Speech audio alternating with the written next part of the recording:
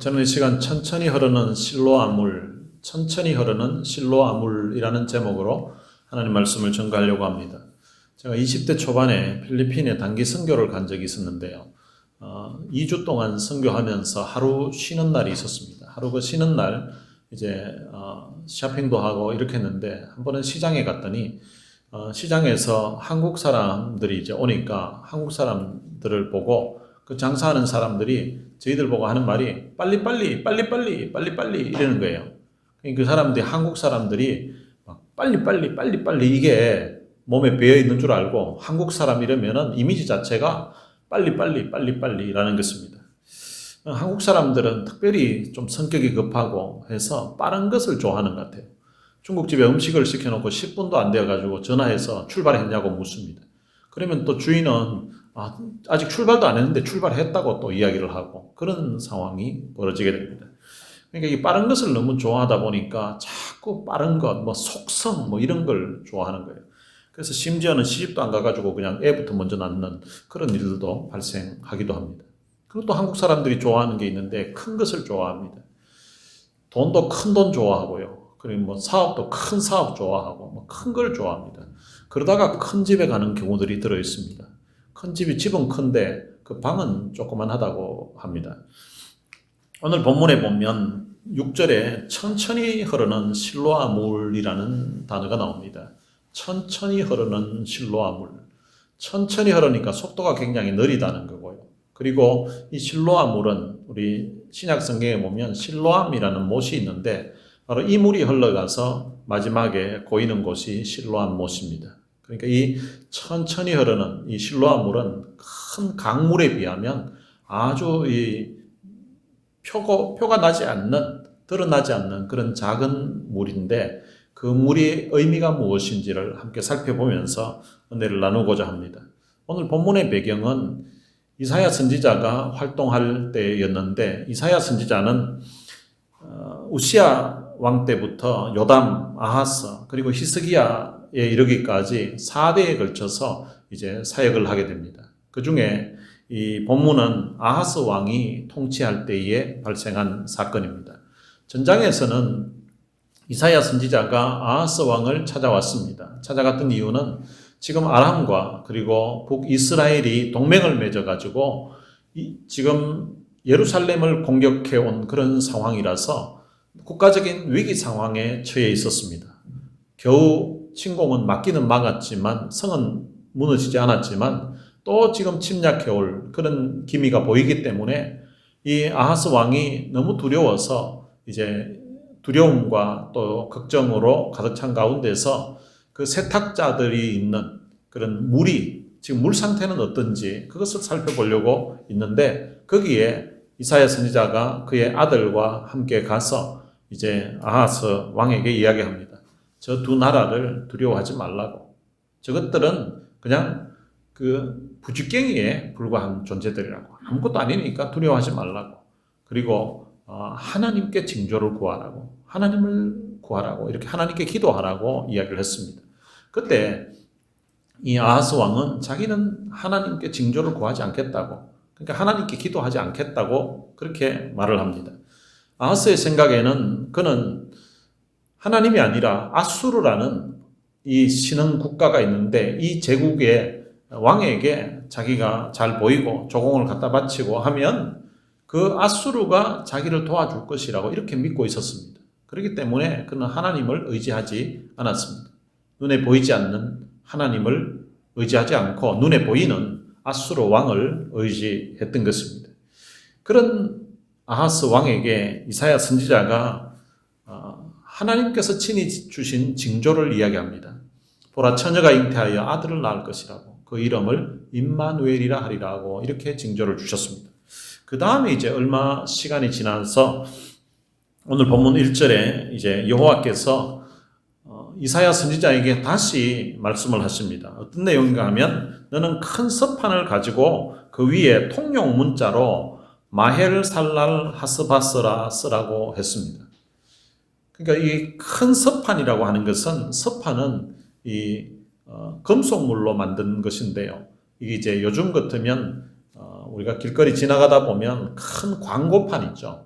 그런 광고판처럼 큰 판을 만들어라는 것입니다. 거기에다가 통용 문자로 글을 쓰라고 합니다. 이 통용 문자라는 말은 모든 백성들이 통용하는, 모든 백성들이 보면 알아볼 수 있는 그런 문자를 이야기합니다.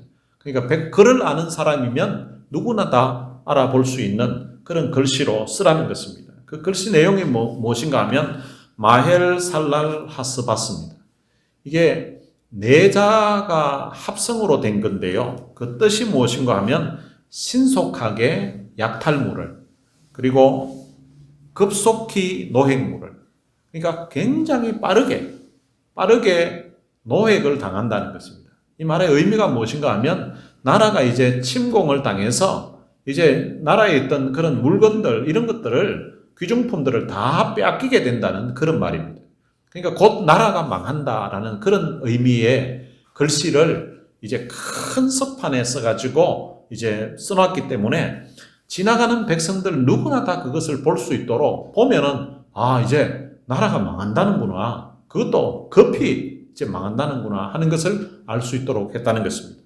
그리고 난 다음에 3절에 가면 이 이사야 선지자가 이제 아들을 낳게 됩니다. 아들을 낳게 되는데 그 아들의 이름을 하나님이 지어주십니다. 그 하나님이 지어주신 그 이름이 뭔가 하면 얼마 전에 서판에다가 썼던 마헬 살랄 하스바스, 곧 이제 나라가 망하게 된다는 그 의미의 그 글을 이사야의 둘째 아들의 이름으로 그 이름을 사용하라는 것입니다.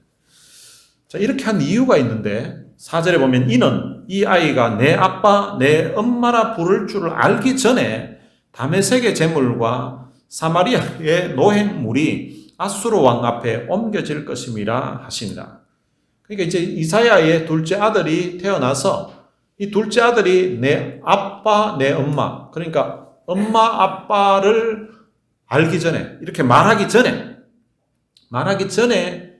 나라가 망한다는 것입니다.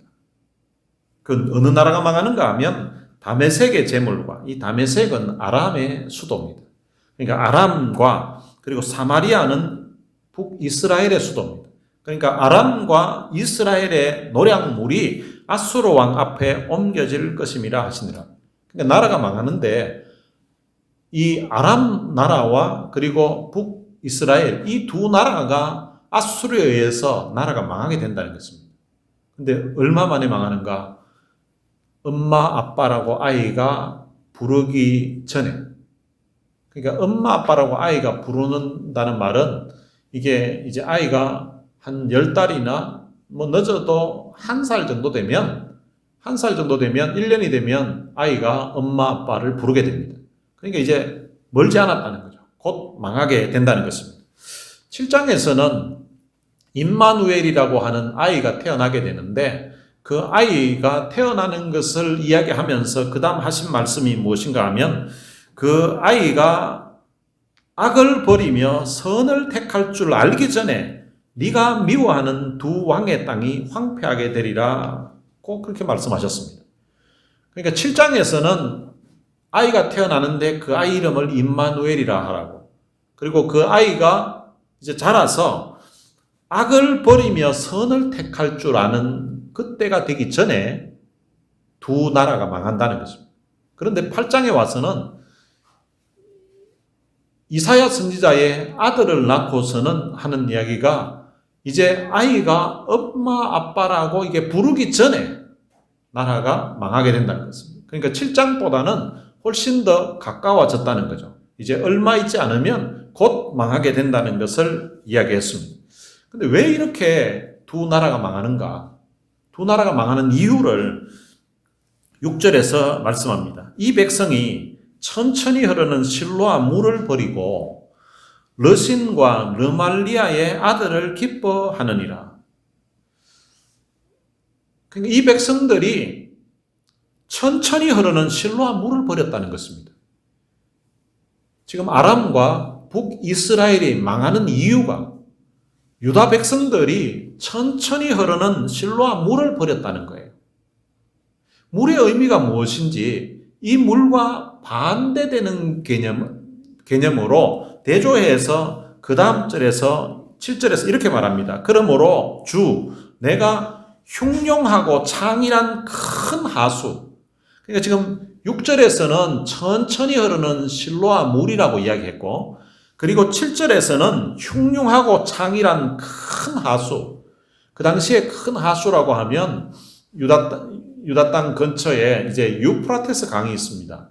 유프라테스 강은 아주 큰 강인데 거기에 흉룡하고 창이란 큰 하수. 그러니까 비가 와서 이제 홍수가 지고 그러면서 물이 막 내려가게 되면 엄청나게 거센 물이 내려가는 거예요. 거기에 비하면 이 실로아 물은 천천히 흐른다는 것입니다. 천천히 흐르는 이게 시냇물이에요. 천천히 흐르는 경사가 완만해서 거의 물이 흐르는지 안 흐르는지 잘 모를 정도로 굉장히 천천히 흐르는 그런 시냇물이 실로아 물이고요. 그리고 큰 하수 유프라테스 강물은 엄청난 물이 힘이 있어서 웬만한 것들은 그냥 다 쓸고 내려가는 것 같은 그런 물입니다. 그런데 이 흉룡하고 창이란 큰 하수가 실제 물이 아니라 이게 무엇인지를 설명을 합니다. 곧 아수르 왕과 그의 모든 위력이라고 합니다. 그러니까 지금 큰 하수로 엄청난 세력을 가지고 있는 이 큰 물을 뭐라고 설명하는가 하면 아수르 왕이라는 거예요. 그리고 아수르 왕과 그의 모든 위력이라는 것입니다. 그렇다면 유다 백성들이 버렸던 천천히 흐르는 실로아 물은 이것은 무엇을 말하는가? 이것은 흉룡하고 창이란 큰 하수가 아수르 왕과 그의 모든 위력이라면 천천히 흐르는 실로아 물은 바로 눈에 보이지 않는 하나님과 하나님이 베푸신 은혜들, 이것을 바로 천천히 흐르는 실로아 물이라고 이사야 선지자는 지금 비유하고 있는 것입니다. 그러니까 지금 눈에 보이는 자기들이 국가적인 위기를 당했을 때에 자기들이 구해줄 수 있는 큰 힘이 있는 존재, 그것이 아하스 왕과 그리고 그 당시에 유다 백성들은 아수르라고 생각한 거예요. 아수르에게 잘 보이면, 아수르가 자기들을 도와주기만 하면 이 국가적인 위기 상황 가운데서 자기들은 살 수 있다고 생각한 것입니다. 그런데 하나님은 그들의 눈에 보이지 않습니다.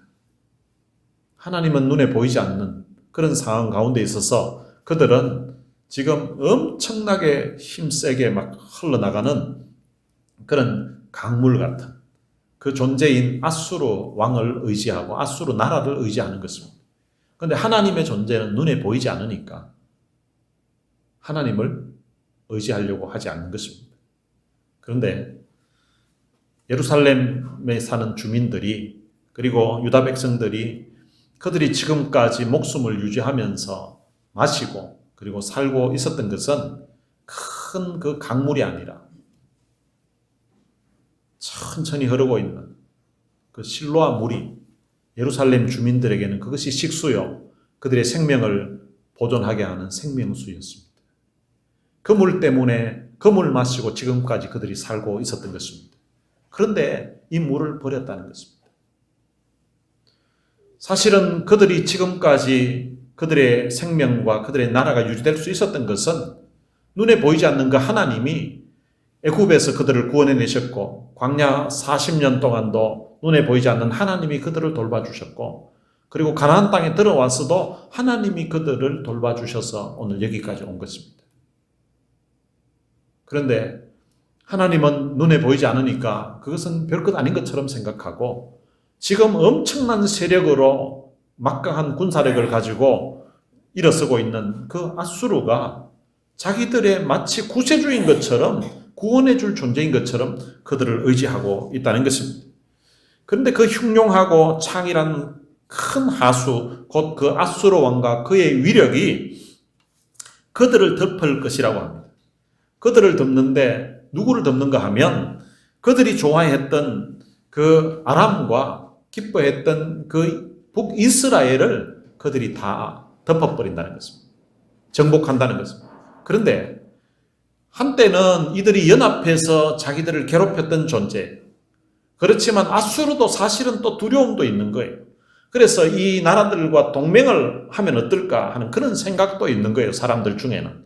그러니까 어떤 사람들은 이 아람과 북이스라엘을 굉장히 두려운 존재로 생각하고 미워한 사람도 있었지만 또 백성들 중에는 이 두 존재를 오히려 기뻐하고 저들과 같이 연합해야 아수르와 대항할 수 있는 것 아닌가 이렇게 생각했던 것입니다. 그런데 하나님이 그들이 기뻐했던 아람과 그리고 북이스라엘을 바로 이 엄청난 세력으로 등장했는 큰 강물로 비유되는 이 아수르를 통하여서 그들을 다 덮어버립니다. 근데 그들만 덮은 것이 아니라 그 다음 절에 보면 흘러 유다에 들어온다는 것입니다. 유다에 들어와서 가득하여서 목에까지 미치리라. 그러니까 그 강물이, 그러니까 아수르가 아람과 북이스라엘을 다 덮고서는 이 강물이 유다에까지 넘쳐와서 사람들의 목에까지 가득 차게 그렇게 만들었다는 것입니다. 그래서 임마누엘이여 그가 펴는 날개가 내 땅에 가득하리라. 그 엄청난 세력이 온 땅을 뒤덮어버리는 그런 상황 가운데서 이사야 선지자가 부르는 이름은 임마누엘이여라고 부릅니다. 우리말 성경에는 임마누엘이 이게 중간에 가 있는데요. 원어 성경에는 임마누엘이여라는 이 단어가 마지막에 끝에 가 있습니다. 그러니까 그 엄청난 세력이 아람과 북이스라엘을 덮을 뿐만 아니라 지금 유다도 다 덮어서 목에까지 물이 가득 차 있어서 이제 곧 조금만 더 차면 죽을 것 같은 그런 절망적인 상황 가운데서 이사야 선지자는 임마누엘이신 하나님이 우리와 함께 하시다는 그 하나님을 찾습니다. 그렇게 하나님을 찾으면서 이제 반전이 일어납니다. 반전이 일어나는데 어떻게 되는가 하면 이제 그 9절에 보면 너희 민족들아 함성을 질러보아라. 그러나 끝내 패망하리라. 여기 너희 민족들은 바로 아수르 사람들을 이야기합니다. 아수르인들이여 너희들이 지금 엄청난 군사력을 가지고 지금 우리를 공격해 오는데 전쟁에서 싸울 때 막 소리를 지르면서 군인들이 진격하는 것처럼 너희들이 함성을 한번 질러보라는 것입니다. 그런데 끝내 패망할 것이라고. 왜냐하면 하나님이 함께 하시기 때문에. 너희 먼 나라 백성들아 들을지어다 너희 허리를 동이라. 그러나 끝내 패망하리라. 너희 허리에 띠를 띠라. 그러나 끝내 패망하리라. 아수르뿐만 아니라 주변에 있는 강한 그런 어떤 나라를 할지라도 그들이 연합을 하고 그들이 함께 하더라도 끝내 그들의 계획이 이루어지지 못하고 망한다는 것입니다. 그 다음 절에서도 너희는 함께 계획하라. 그러니까 이게 한 나라뿐만 아니라 한꺼번에 그냥 덤벼보라는 것입니다. 영화 같은 데 보면 이래 깡패들이 막 덤비면은 한두 명 안 되니까 한꺼번에 덤비라고 할 때 있잖아요. 마치 그것처럼 너희들이 함께 계획해보라는 것입니다. 너희들이 함께 한번 덤벼보라고. 그러나 끝내 이루지 못하리라. 말을 해보아라. 끝내 시행되지 못하리라. 너희들이 아무리 계획을 해도 너희들이 아무리 큰 소리 치고 너희들이 힘이 있다고 그렇게 하더라도 그게 그대로 뜻대로 안 된다는 것입니다. 그 이유가 뭔가 하면 이는 하나님이 우리와 함께 계심이니라. 하나님이 유다를 지켜주시면 하나님이 예루살렘을 지켜주시면 그 어떤 힘 있는 세력들이 그 나라뿐만 아니라 연합해서 공격하더라도 끝내 그들이 패망하지 그들이 원하는 대로 정복하지 못한다는 것입니다. 그 이유는 하나님이 함께 하시면 된다는 것입니다. 자, 이렇게 이사야 선지자가 말씀을 전합니다. 7장에서는 아하스 왕을 첫째 아들 데리고 가서 이야기했습니다. 지금 우리나라를 위협하고 있는 아람과 북이스라엘, 저거 연기나는 부지깽이에 불과하다고. 그거 별거 아니니까 그거 두려워하지 말라고. 하나님께 징조를 구하라고. 여호와께 징조를 구하라고. 하나님께 기도하면 하나님이 도와주실 것이라고 했습니다. 그런데 아하스 왕은 이사야 선지자가 자기 아들 데리고 그 아들의 이름이 남은 자가 돌아온다. 비록 이런 어려움이 있지만 남은 자를 통하여서 다시금 회복시킨다고 하는 그런 말씀을 전하고 있음에도 불구하고 받아들이지 않았습니다. 그렇게 되니까 하나님이 그 다음번에는 큰 서판에다가 백성들이 성을 드나들고 하면서 다 볼 수 있도록 큰 서판에다가 글을 써서 온 백성들로 하여금 이제 이 나라 곧 망한다. 하나님의 심판이 오니까 이제 돌이키고 회개하고 하나님께로 돌아오라고 하는데도 아무도 돌아오질 않습니다.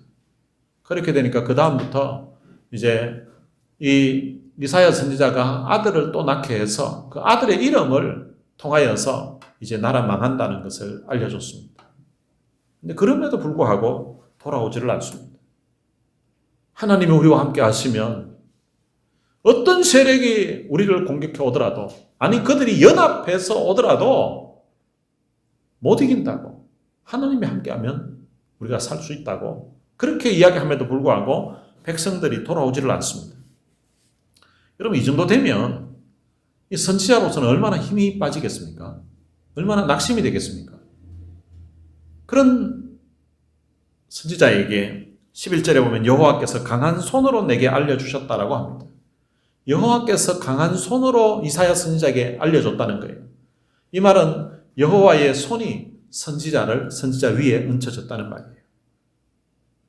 하나님이 친히 안수하시고 하나님이 손이 선지자 이사야에게 이제 얹혀지게 되면서 그를 깨우쳐 주시는데 그에게 위로를 해주시고 힘을 주시는 거예요. 낙심해 있는 그 이사야 선지자에게 힘을 주시고 그리고 어떤 상황에서도 견딜 수 있도록 하나님이 위로해 주시는 것입니다. 그리고 하나님이 그에게 깨우쳐 주십니다. 이 백성의 길로 가지 말라. 그리고 이 백성이 말하는 것 그거 개의치 말 것을 이야기합니다. 그 백성들이 어떤 말을 하는가 하면 12절에 보면 이 백성이 반역자가 있다고 말하여도 너희는 그 모든 말을 따라 반역자가 있다고 하지 말라고 합니다. 그 당시에 아하스 왕은 친아수르 정책을 폈습니다. 그리고 또 아하스 왕을 지지하는 사람들도 친아수르 정책에 같이 동조했습니다. 그러니까 우리나라가 살 길은 아수르와 친해야 되고 우리나라가 살 길은 저 아수르 왕에게 잘 보여야 된다는 거예요. 그런데 거기에 대해서 반대하는 세력이 있잖아요. 그런 세력들을 반역자로 간주했습니다. 그러니까 지금 이사야가 아하스 왕과 그리고 그를 따르는 신하들, 그 지도자들이 보기에는 이 반역자로 보이는 거예요. 왜냐하면 아수르를 의지하지 말고 하나님 의지하라고. 하나님께 기도하라고. 그러면 하나님 도와주신다고. 하나님이 우리와 함께 하시면 저런 세력들 두려워할 필요가 없다고. 지금 우리가 천천히 흐르는 실로암 물 같은 그 하나님의 은혜를 우리가 저버리고 살았는데 큰 하수 저거 좋아할 것 없다고. 저 큰 하수가 오히려 물론 아람도 침몰시키고 그리고 북이스라엘도 함락시키지만 그 세력이 결국은 우리를 망하게 할 것이라고.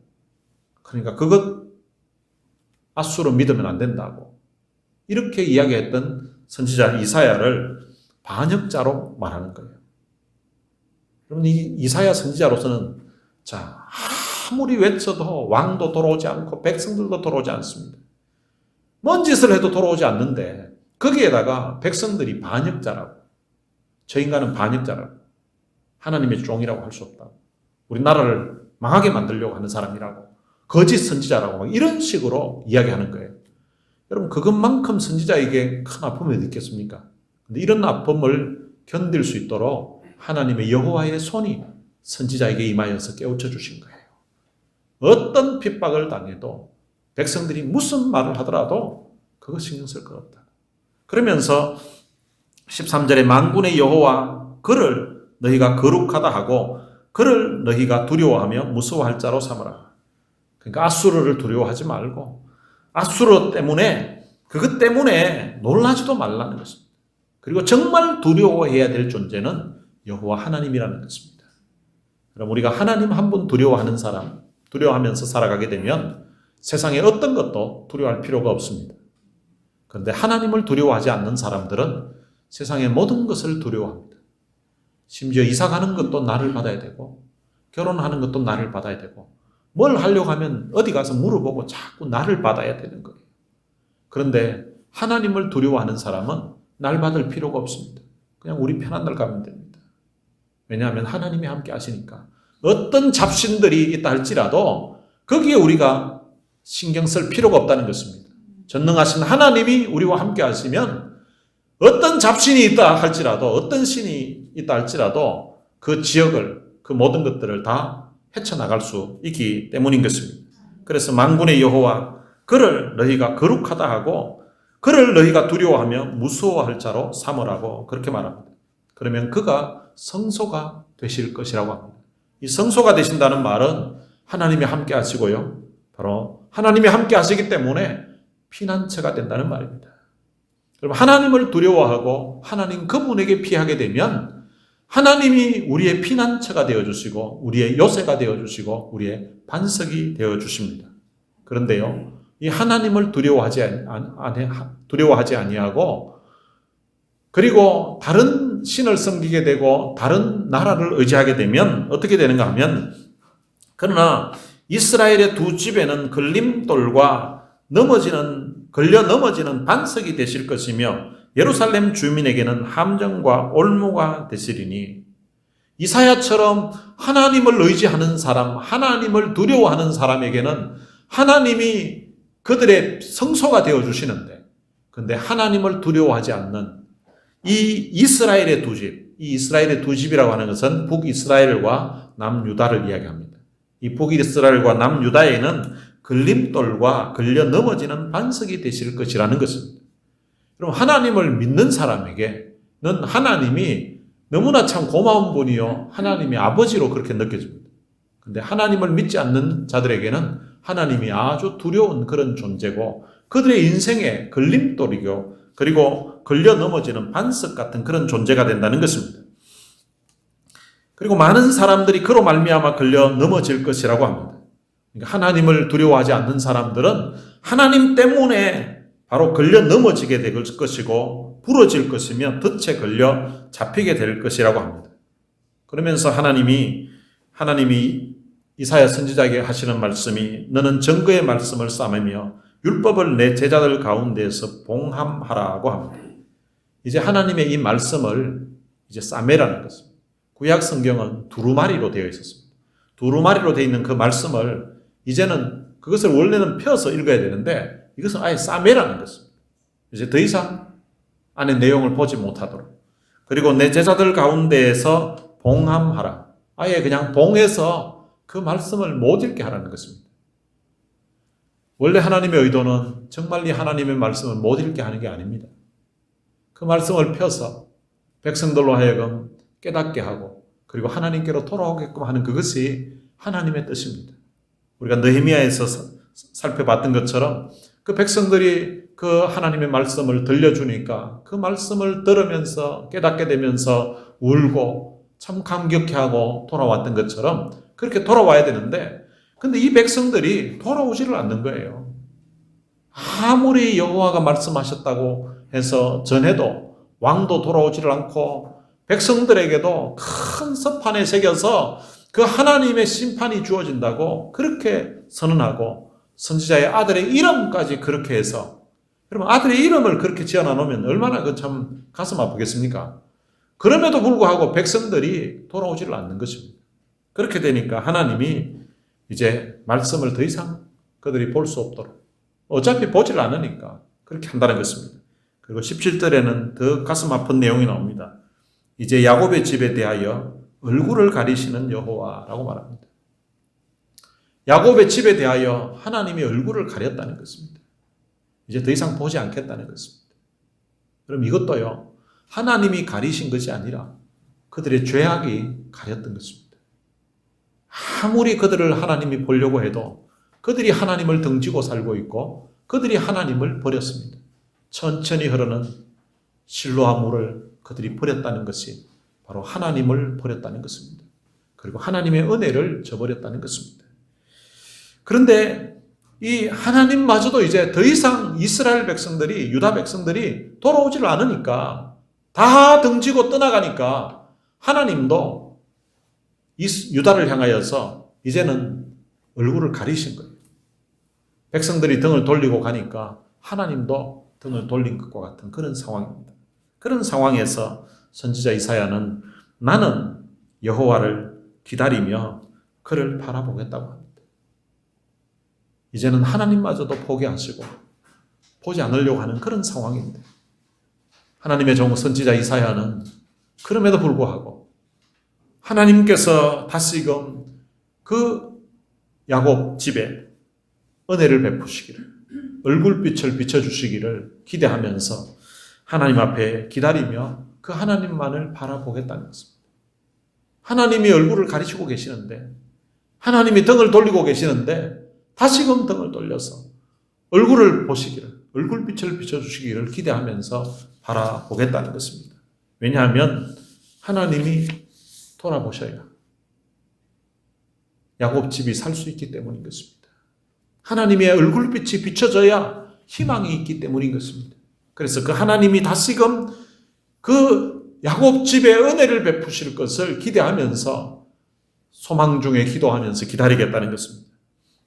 그리고 18절에서는 이런 고백을 합니다. 보라, 나와 및 여호와께서 내게 주신 자녀들이 이스라엘 중에 징조와 예표가 되었나니 이는 시온산에 계신 만군의 여호와께로 말미암은 것이니라. 이사야 이름 뜻이 여호와께서 구원하신다는 뜻입니다.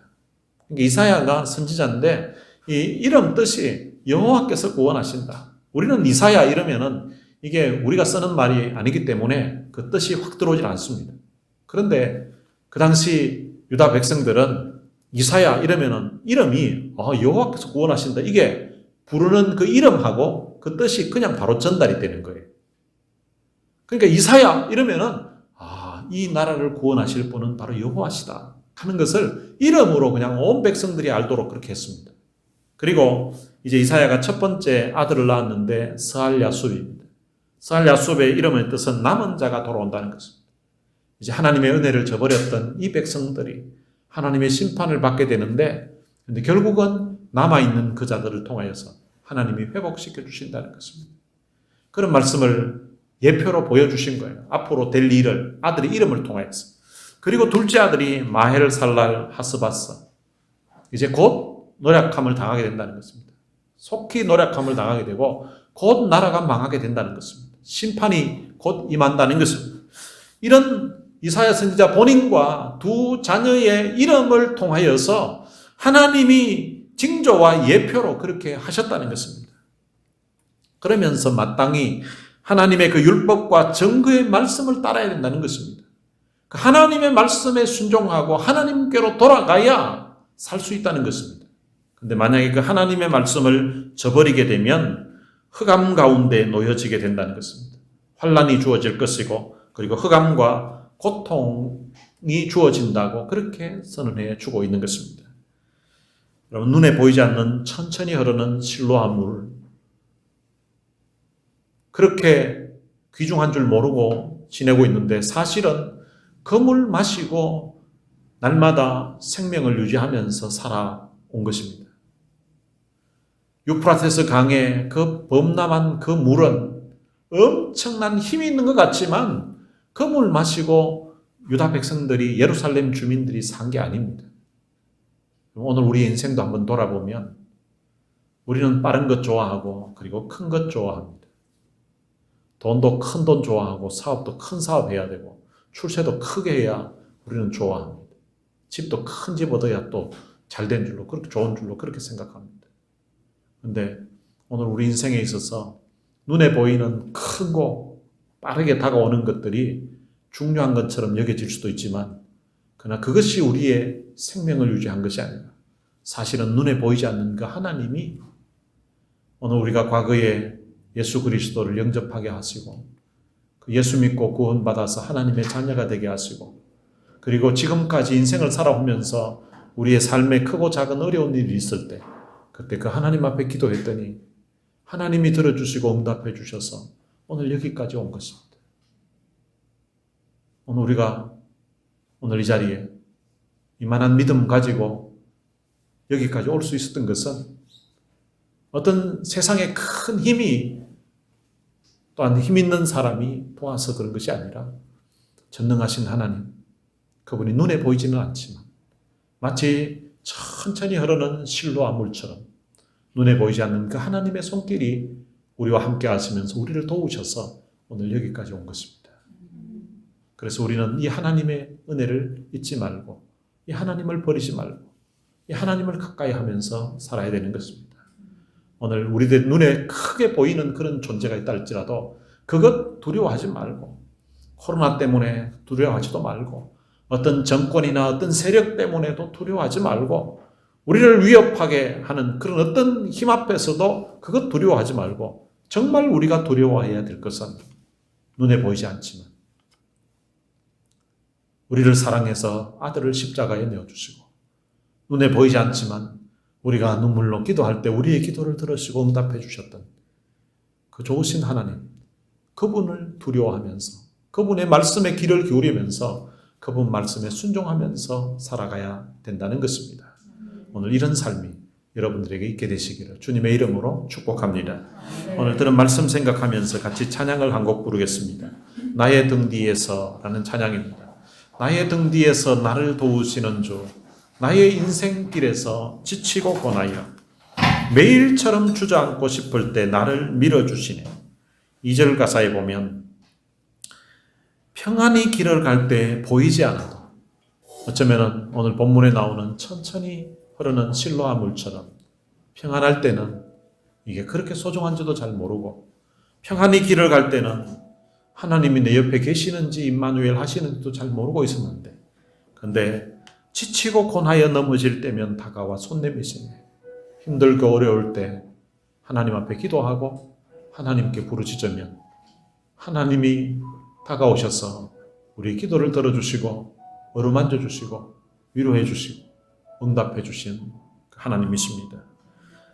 그리고 때때로 뒤돌아보면 여전히 계시면서 잔잔한 미소로 바라보시면서 우리를 격려해 주시고 우리에게 힘을 주시는 분, 그분이 바로 우리 하나님이십니다. 천천히 흐르는 그 실로암을 생각하면서 오늘 우리 인생의 잔잔히 지금까지 도우시고 인도해 주셨던 그 하나님의 은혜를 생각하면서 함께 이 찬양 부르시겠습니다.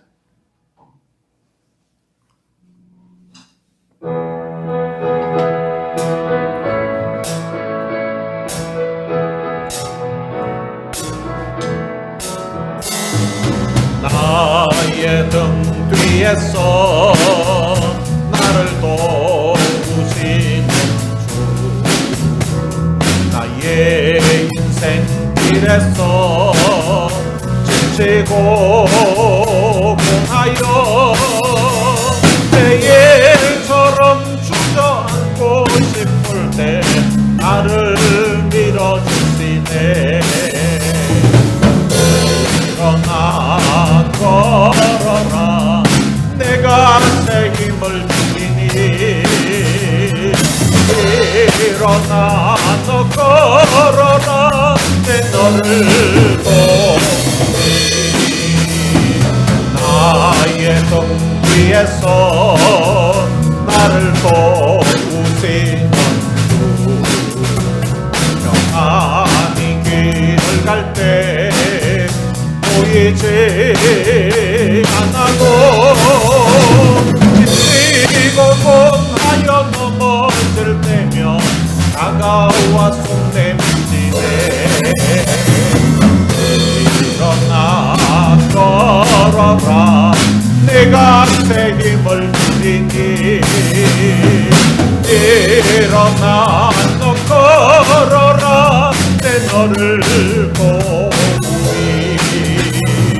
나의 등 뒤에서 나를 도우시는 주,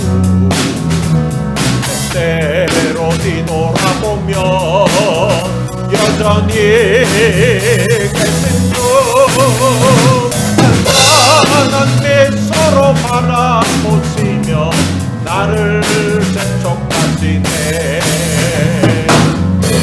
일어나 걸어라, 내가 새 힘을 주리니. 일어나 너 걸어라, 내 너를 한 번 더 하겠습니다. 나의 등 뒤에서 나를 도우시는 주, 나의 인생길에서 지치고 공하여 매일처럼 나를 밀어주시네. 일어나 걸어라 내가 새 힘을 주리니. 일어나 너 걸어라 내 너를 돕기. 나의 등 뒤에서 나를 도우시던 평안히 길을 갈 때 보이지 않아도 그리고 곧 하여 넘어질 때면 다가와 손 내밀시네. 일어나 걸어라 내가 새 힘을 주리니.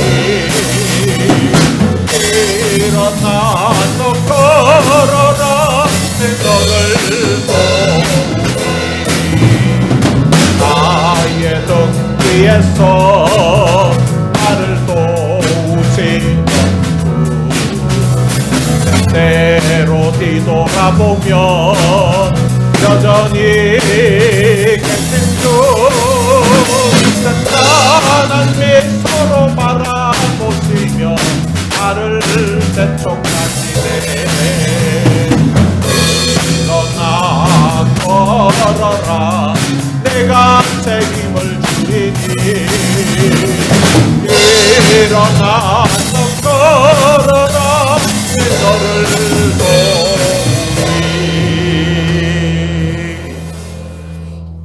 오늘따라 말씀 생각하면서 같이 한번 기도했으면 좋겠습니다.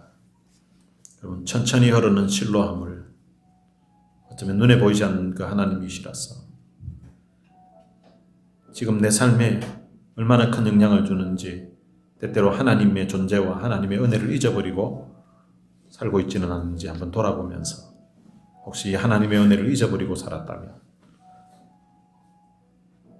하나님 앞에 뉘우치고 회개하고 다시금 이 하나님의 은혜를 사모하며 천천히 흐르는 실로함을 눈에 보이지 않는 그러나 나를 사랑하셔서 아들을 주셨던 그 하나님의 은혜로 오늘 여기까지 왔음을 고백하면서 하나님, 이제는 이 하나님의 은혜를 내 가슴에 새기고 하나님의 말씀을 내 가슴에 새기면서 하나님 말씀에 순종하며 살아가겠다는 그런 결단의 기도를 우리 같이 드렸으면 좋겠습니다. 우리 다 같이 통성으로 기도하시겠습니다. 살아계신 아버지 하나님, 은혜를 감사합니다. 많은 사랑 가운데 저희들을 선택해서 하나님의 귀한 자녀 삼아주시기 감사합니다. 애굽에서 종살이하고 있는 이스라엘 백성들을 하나님이 구원해 주셨던 것처럼 죄의 중도로 타고 있었던 인생을 하나님이 구원하셨습니다. 하나님의 귀한 자녀 삼아주신 것 참으로 감사합니다. 광야 40년을 이스라엘 백성들을 가나안 땅에 들어가서도 그들을 돌보시며 그들과 임마누엘 하셨던 그 하나님이 내 인생에 참 광야 같은 삶을 살아올 때에 하나님이 함께 하시고 하나님이 도우시고 전능하신 그 하나님이 내 인생의 눈물이 되시고 내 인생의 안식이 되셔서 내 인생의 피난처가 되셔서 오늘 여기까지 올 수 있도록 인도해 주신 놀라우신 하나님의 은혜, 하나님의 사랑을 주시고 감사합니다. 눈에 보이지 않지만 그러나 나와 함께 하시면서 오늘 여기까지 인도해 주셨던 마차에 천천히 흐르는 실로함물 같은 존재였던 그 하나님을 유다 백성이 버렸던 것처럼 하나님의 존재를 기억하지 못하는 눈에 보이는 두려운 세력들, 눈에 보이는 것을 그것 두려워하고 염려하면서 지냈던 하나님 어리석은 용서해주시고 오늘 이 시간 우리의 마음에 하나님을 두려워하는 마음을 주시기를 원합니다. 하나님을 두려워하고 하나님을 피난처로 삼는 우리 하나님 도와주옵소서. 하나님, 이사야가 왕에게 직접 찾아가서도 이야기하고 아들을 데리고 가서 경고했음에도 불구하고 받아들지 않고 큰 심판에 새겨서 하나님의 뜻이 무엇인지 분명하게 알려주었음에도 불구하고 그 하나님의 말씀을 받아들이지 않았는 그런 모습으로 주님 살았던 이사야 그 백성들처럼 살지 않도록 우리 하나님 도와주시고 하나님의 말씀을 귀에 담고 하나님의 말씀을 마음에 새기면서 살아가는 그런데 이럴 수 있도록 우리 하나님 은혜를 베풀어 주시기를 원합니다. 이 시간도 천천히 열어놓는 실로암을 하나님을 마음에 새기고 마음에 새겨주고 또 살겠다고 마음에 다짐하는 사랑하는 성도들을 주님이 축복해 주시고 저들 성령의 하나님의 위로로 하나님의 은혜로 채워주시기를 원합니다. 전능하신 아버지 하나님, 오늘 우리의 마음문을 하나님이 열어주셔서 하나님의 존재가 얼마나 소중한지를 알게 해주시고 하나님의 말씀에 귀를 기울이고 하나님께 우리의 관심을 두고 살수 있도록 하나님을 우리의 삶의 선수로 두고 살아갈 수 있도록 은혜를 베풀어 주옵소서. 하나님보다 더 크게 주님 내 마음을 움직이고 더 지루하며 내 흔들어 모든 존재들을 주님 이제 물리치게 해주시고 하나님을 마음의 중심에 모시고 하나님께 모아주시고 귀한 하나님의 자녀들 될 수 있도록 우리 하나님 은혜를 주시고 온 백성들이 하나님께서